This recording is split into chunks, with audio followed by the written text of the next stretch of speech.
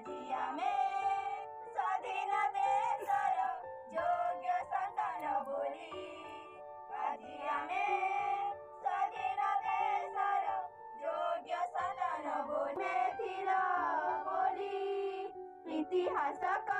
ବରଗଡ଼ ଜିଲ୍ଲା ଗାଇସିଲେଟ୍ ବ୍ଲକ ବରିହା ପୁଖାପାଣି ଉଚ୍ଚ ବିଦ୍ୟାଳୟ ପଡ଼ିଆଠାରେ ଲୋକ ସମ୍ପର୍କ ଅନୁଷ୍ଠାନ ତରଫରୁ କମ୍ବଳ ବଣ୍ଟନ କାର୍ଯ୍ୟକ୍ରମ ଅନୁଷ୍ଠିତ ହୋଇଯାଇଛି।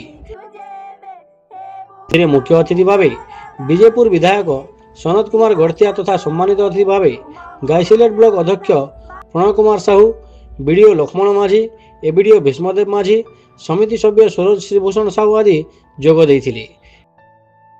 ବିଭିନ୍ନ ଗ୍ରାମରୁ ଆସିଥିବା ଅସହାୟ ବୃଦ୍ଧ ବୃଦ୍ଧାଙ୍କୁ ସଂଗଠନ ଦ୍ୱାରା କମ୍ବଳ ବଣ୍ଟନ କରାଯାଇ ସଂଗଠନ କାର୍ଯ୍ୟକ୍ରମ ଉପରେ ହେମନ୍ତ ବାରିକଙ୍କ ସଭାପତିତ୍ୱରେ ଏକ ସଭା କାର୍ଯ୍ୟ ଅନୁଷ୍ଠିତ ହୋଇଥିଲା। କାର୍ଯ୍ୟକ୍ରମରେ ଗୋପୀନାଥ କୁମାର, ଦୟାନିଧି ସୁନା, ଶିକ୍ଷକ ନବୀନ କୁମାର ସାହୁ, ପଦ୍ମଲୋଚନ ବାରିକ ଆଦି ସଭା ପରିଚାଳନା କରିଥିଲେ। ବରଗଡ଼ ଜିଲ୍ଲାରୁ ଶାମସୁନ୍ଦର ସୁନାଙ୍କ ରିପୋର୍ଟ, ସତ୍ୟର ସ୍ୱର।